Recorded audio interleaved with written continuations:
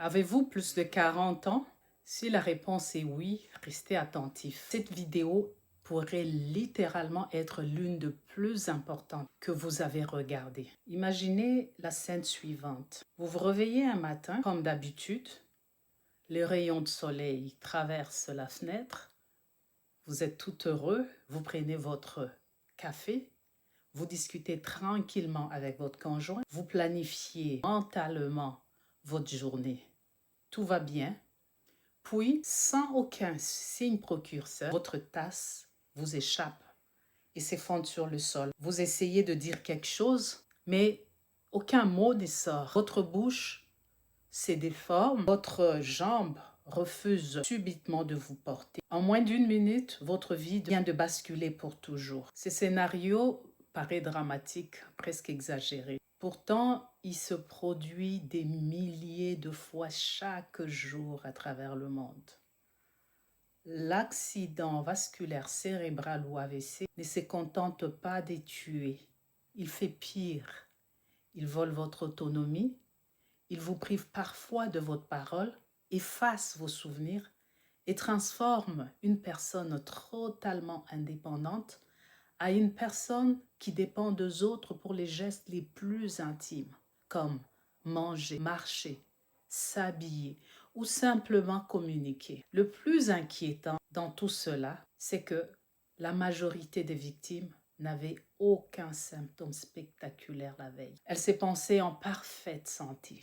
Beaucoup avaient simplement une pression artérielle qualifiée de légèrement élevée, quelques kilos en trop, un taux de sucre sanguin un peu haut, peut-être de légères palpitations cardiaques des temps à autres, rien qui semble vraiment justifier une consultation en urgence. Pourtant, pendant des décennies, un ennemi silencieux travaillait dans l'ombre de leur vaisseau. Cet ennemi ne fait aucun bruit, il ne provoque presque jamais de douleur. Il construit lentement son piège à l'intérieur de nos artères. Et lorsque tout est prêt, en quelques secondes seulement, il frappe. Aujourd'hui, nous allons lever le voile sur ce mécanisme. Je veux vous montrer comment ces pièges s'est construit et pourquoi ils restent invisibles pendant plusieurs années, parfois 20 ou 30 ans. Nous verrons comment identifier si vous êtes à risque, quel examen précis permettent de détecter le danger avant qu'il ne soit trop tard et surtout les habitudes concrètes validées par la science pour réduire radicalement votre risque d'AVC. Alors, les amis, prenez de quoi noter car ce que vous allez entendre aujourd'hui peut sauver votre vie ou celle d'un proche. Avant de plonger dans les solutions, nous devons d'abord comprendre ce qui se passe réellement dans notre crâne lors d'un AVC. Contrairement à une idée reçue, il n'existe pas un seul type d'AVC.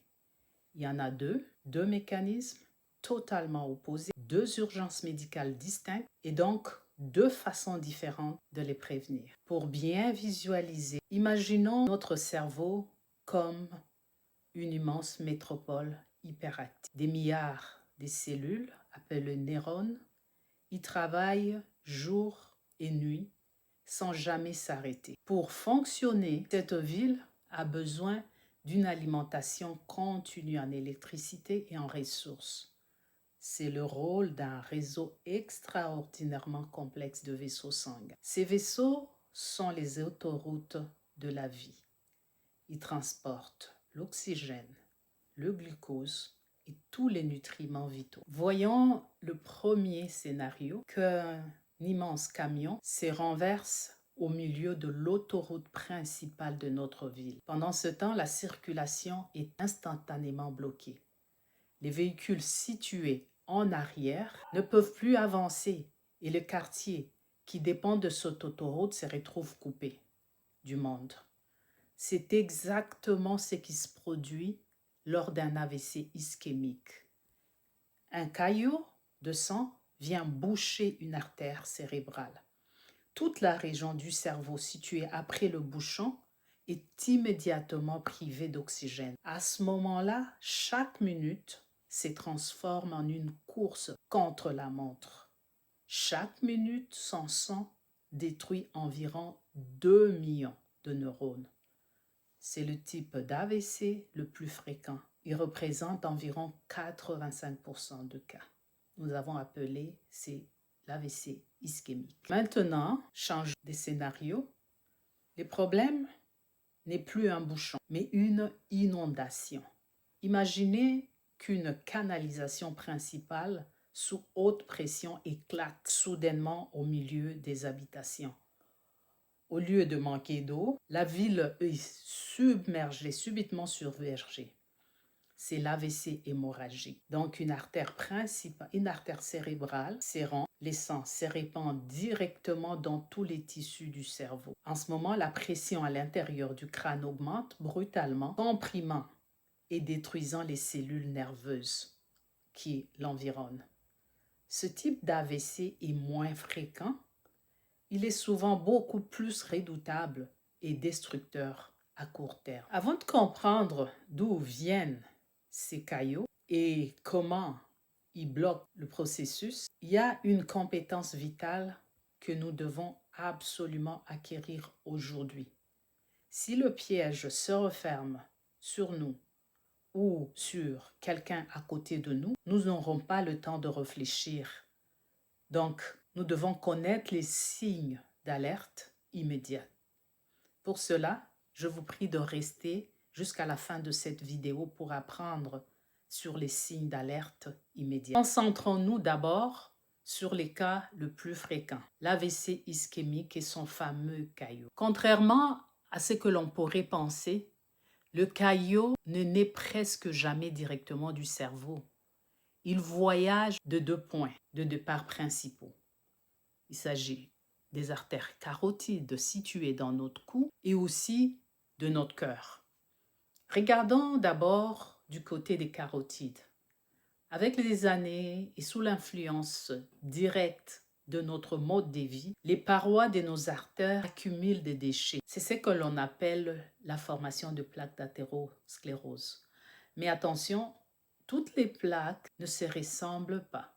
Et c'est ici que réside la véritable piège. Donc, d'un côté, nous avons les plaques calcifiées. Elles sont anciennes et dures et relativement stables. Qu'est-ce qu'elles font? Elles rétrécissent le passage sanguin, ce qui pose d'autres problèmes de santé, mais elles risquent rarement de boucher subitement la circulation. Mais de l'autre côté, nous avons des plaques molles. Ce sont des plaques riches en lipides et surtout, elles sont hautement inflammatoires. C'est-à-dire, elles ressemblent à des petits abcès cachés dans le paroi de nos artères. Cette membrane se fissure brutalement. À cause de cette inflammation, la membrane qui les recouvre devient fragile. Un jour, sous l'effet d'une poussée de stress ou d'une hausse de tension, cette membrane se fissure brutalement souvent, ce qui fait que notre corps, face à cette fissure, elle essaie de réparer. Il envoie immédiatement de plaquettes de notre sang pour fabriquer un bouchon. Là, c'est le caillot de sang. Le problème majeur, c'est que ce caillot peut se détacher sous la pression du flux sanguin. Il est alors emporté dans le courant, remontant directement vers le cerveau et finit sa course dans une artère beaucoup plus petite. Le piège se referme alors. Comprenez bien ceci. Le danger principal n'est pas seulement le rétrécissement progressif de nos artères au fur des années. Le véritable péril vient de l'instabilité de plaques molles et inflammatoires, qui sont des plaques invisibles. Si le caillot ne vient pas du cou, il vient très souvent du cœur. Et le grand coupable ici porte un nom précis. C'est la fibrillation auriculaire, souvent abrégée FA. En temps normal, notre cœur est une pompe d'une régularité absolue. Les cavités supérieures appelées les oreilles se contractent de manière synchrone pour envoyer le sang dans les ventricules qui les propulsent ensuite dans tout le corps. Mais en cas de fibrillation auriculaire, les systèmes électriques du cœur se dérèglent. Les oreillettes ne se contractent plus. Elles se mettent à trembler de façon anarchique et rapide. Alors, on doit se poser la question, quelles sont les conséquences? Quand cela arrive, le cœur n'est plus capable d'éjecter efficacement les sang. Il commence à stagner dans certains recoins des oreillettes, qui sont les deux cavités supérieures, un peu comme l'eau dans un bras mort d'une rivière. Et ce qui arrive, c'est que le sang coagule. Un caillot se forme à l'intérieur même du cœur. Lorsque le cœur reprend temporairement son rythme fort, ce caillot est éjecté dans la grande circulation. La première sortie d'une autoroute majeure mène directement vers le cerveau. Le plus traître de cela, avec la fibrillation auriculaire, c'est que certaines personnes ressentent de violentes palpitations ou des irrégularités dans la poitrine, tandis que d'autres ne ressentent absolument rien. Elles vivent avec cette tempête silencieuse dans le cœur sans s'en douter. Qui est le plus à risque donc de développer ces troubles de rythme? Où heureusement les données sont claires à ces sujets. Ce sont les personnes qui souffrent d'hypertension artérielle, les personnes souffrant de maladies cardiaques chroniques, les personnes souffrant de diabète, d'obésité, d'apnée de sommeil non traitée, mais aussi les personnes qui font une consommation excessive d'alcool, les fumeurs et même les personnes souffrant d'hyperthyroïdie. Mais alors, posons-nous la vraie question. Pourquoi ces plaques apparaissent-elles dans nos carotides? Pourquoi nos artères deviennent rigides avec l'âge? Pourquoi le cœur se met à dérailler? La cause profonde réside très souvent dans notre santé métabolique. C'est le véritable moteur de l'AVC.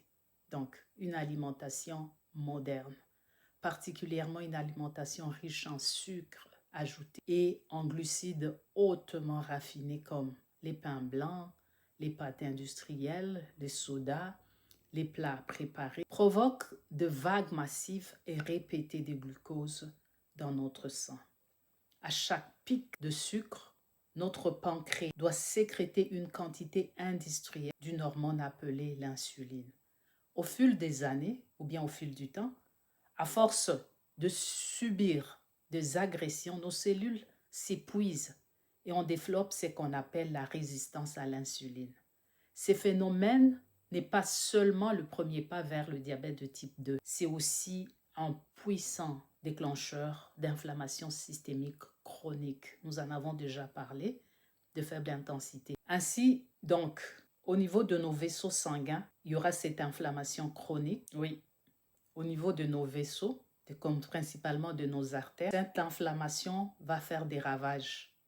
Elle va fragiliser la paroi interne des vaisseaux, facilitant ainsi l'infiltration de cholestérol dans la paroi et la création de ces fameuses plaques molles inflammatoires qui sont instables, dont nous venons de parler. Elles détruisent l'élasticité des artères et les rendent rigides, ce qui fait grimper mécaniquement notre pression artérielle. Bien sûr, la santé métabolique n'est pas la seule cause d'AVC.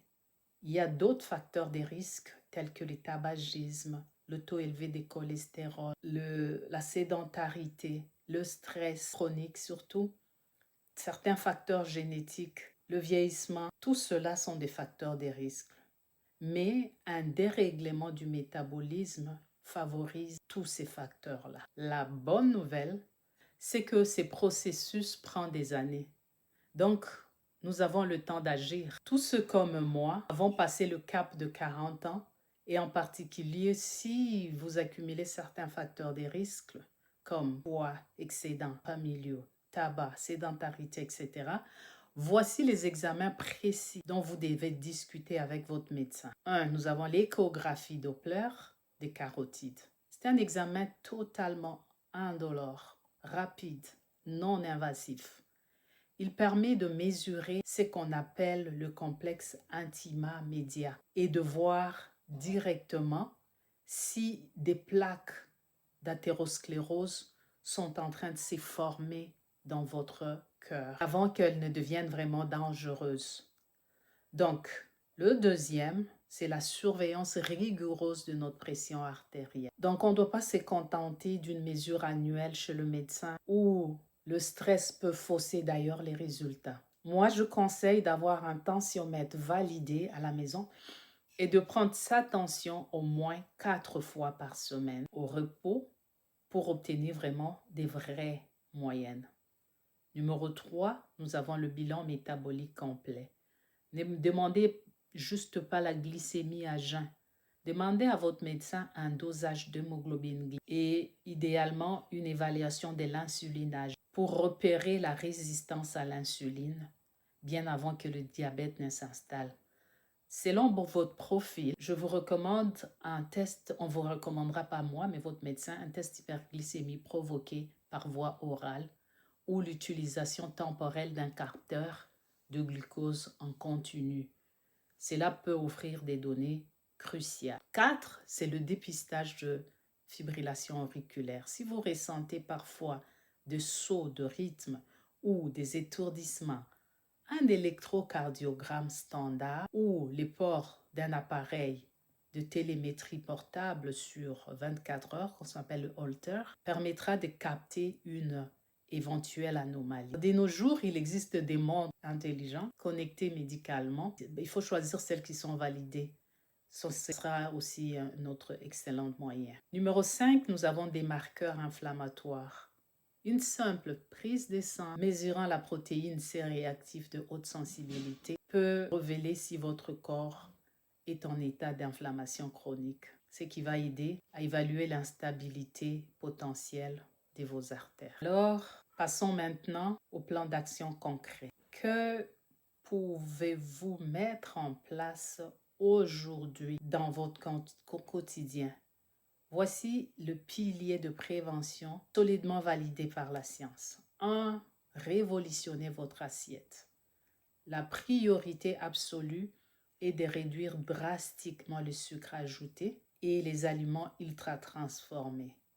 Prenez à lire les étiquettes. Privilégiez une alimentation basée sur des aliments bruts riches en antioxydants, en bons lipides comme l'huile d'olive ou les avocats ou l'huile d'avocat et les aliments riches en fibres.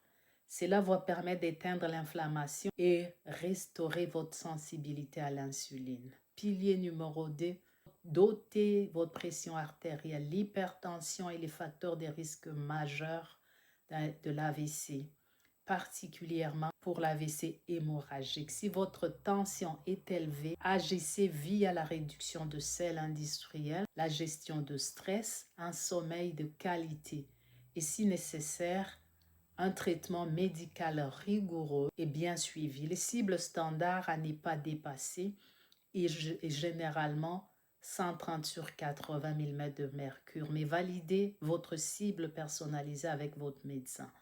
Pilier numéro 3, traitez la fibrillation auriculaire. Si l'examen détecte une arythmie, n'est pas la négliger sous prétexte qu'elle ne fait pas mal. Des traitements très efficaces existent aujourd'hui, qu'il s'agisse des tisanes, plantes infusées qui possèdent deux effets anticoagulants ou anti-agrégants, des plaquettes naturelles, ou des médicaments anticoagulants pour empêcher la formation des caillots. Il y a aussi des régulateurs des rythmes cardiaques qui existent.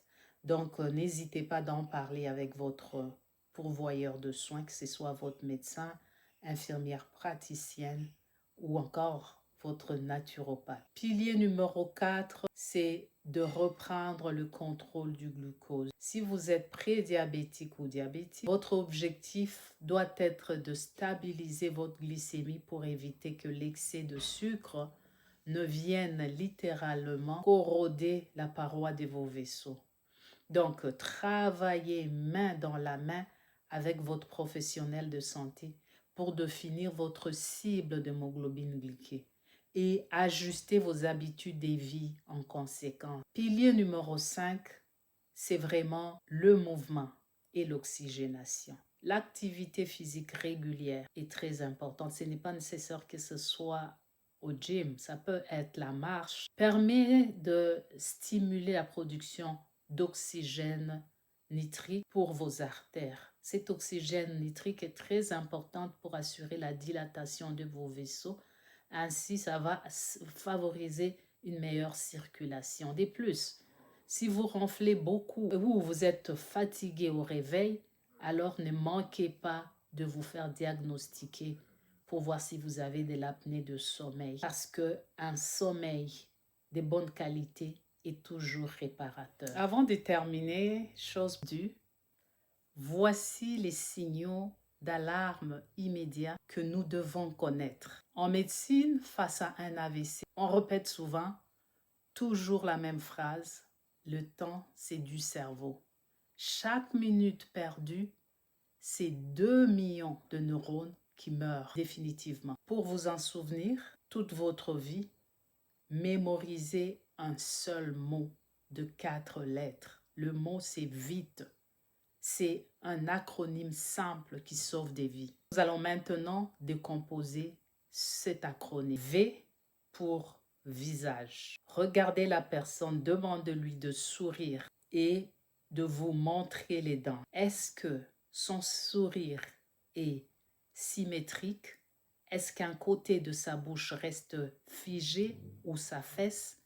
C'est le premier signe majeur d'une paralysie faciale en cours. I pour inertie d'un membre. Demandez à la personne de lever les 2 bras devant elle, les paumes vers les ciels et de maintenir la position pendant 10 secondes.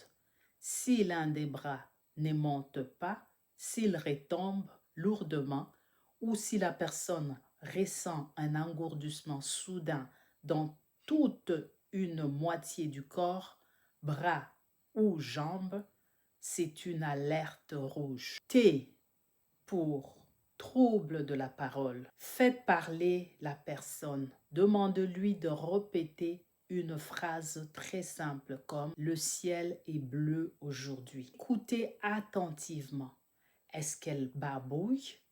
Est-ce que ces mots sont incompréhensibles ou mélangés?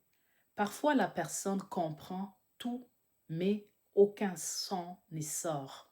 D'autres fois, elle parle, mais utilise des mots qui n'ont aucun sens. E pour en urgence. Appeler. Si vous observez un seul signe, je répète, un seul suffit. N'attendez pas de voir si cela va passer après une sieste. N'appelez pas votre médecin de famille ou un rendez-vous le lendemain. Appelez immédiatement le service d'urgence s'il y en a, ou bien on se rend distinctement et puis dire AVC au téléphone pour déclencher la chaîne de secours prioritaire. Retenons bien ceci, même si ces symptômes ne durent que quelques minutes et disparaissent complètement, de même de fois, vous devez quand même appeler les services d'urgence. C'est ce qu'on appelle un accident ischémique transitoire. AIT. C'est l'alarme ultime que votre corps vous envoie. C'est la preuve qu'un caillot a tenté de boucher une artère et s'est dissous au dernier moment. Prenez donc soin de vous, prenez soin de vos artères et qu'on se retrouve très vite pour la prochaine vidéo. N'oubliez pas d'appuyer sur la cloche de notification et de vous abonner. Ok, au revoir.